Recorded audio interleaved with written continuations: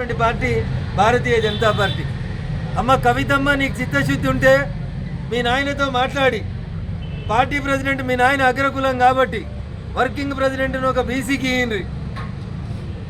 శాసనసభలో పార్టీ ప్రతిపక్ష నాయకుడు ఒక బీసీకి ఇయ్యండి. శాసన మండలిలో ఒక ప్రతిపక్ష నాయకుడు అవకాశం ఉంది, ఇంకొక బీసీకి ఇయ్యండి. చేసేటప్పుడేమో చెయ్యరు, ఇచ్చేటప్పుడేమో ఇయ్యరు. ఇచ్చిన ఈ 4 ఇయ్యరు బీసీలకు మీరు మంత్రి పదవులు.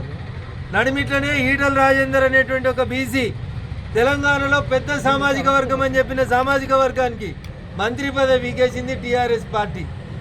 ఇవాళ కవితమ్మ వచ్చి బీసీలకు అన్యాయం చేస్తున్నారని మాట్లాడితే దయ్యాలు వేదాలు వాళ్ళు ఇచ్చినట్లున్నాయి. కవిత గారు, ఇంకొకటి కాదు, నీకు పదవి కావాలి, మీ బావకు పదవి కావాలి, మీ అన్నకు పదవి కావాలి, మీ నాయనకు పదవి కావాలి. మరి ఇక బీసీలకు పదవి ఎప్పుడు ఇస్తారు కవితమ్మ అనేది ఒక్కసారి ఇలా ఫామ్ హౌస్ చర్చలో నువ్వు మాట్లాడు, మీ నాయనతోటి చెప్పు. అర్జెంటుగా వర్కింగ్ ప్రెసిడెంట్ పదవిని ఒక బీసీకి ఇవ్వమని చెప్పు. శాసనసభలో బీసీకి ఇవ్వకపోతే మహిళకి ఇయ్యండి.